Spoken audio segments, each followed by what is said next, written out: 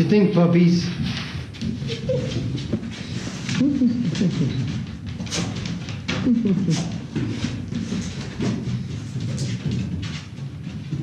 This is your new house.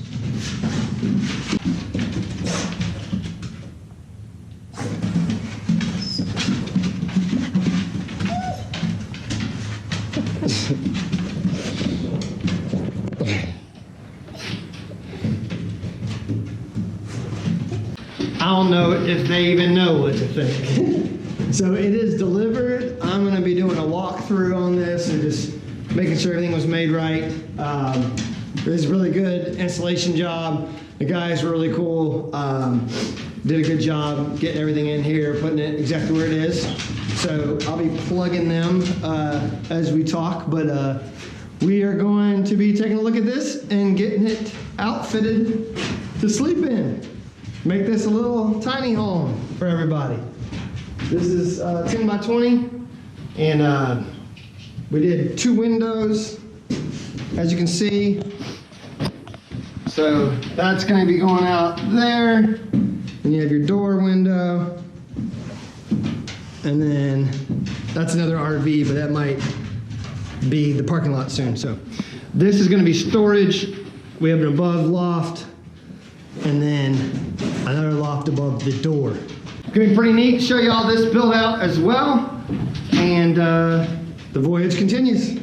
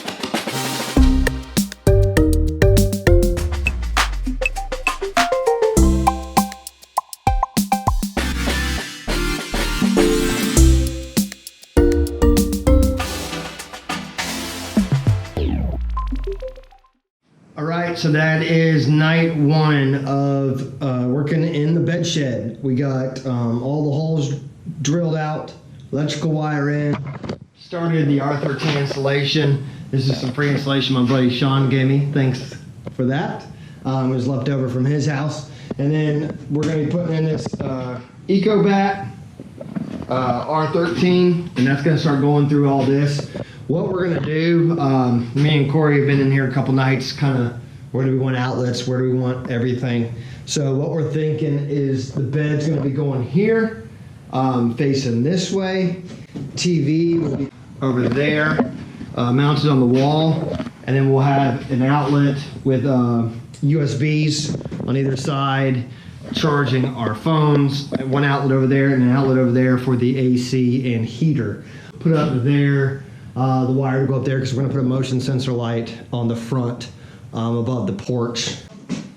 This is the start of it. Holes are drilled, wire is put in. We just have to mount the outlets and then throw insulation in. And then we're going to be cutting these custom pieces of siding that we're getting for free from the camp. It's going to be a lot of repurposed material, flooring, walls. We're going to put all the cost involved, but we're actually doing this for a pretty minimal budget. So here we go. Shed bed is alive and well, and looking forward to showing you another tiny living space that you could do in your property, or for your parents in your backyard if you want to put a grandparents in-law suite or something like that.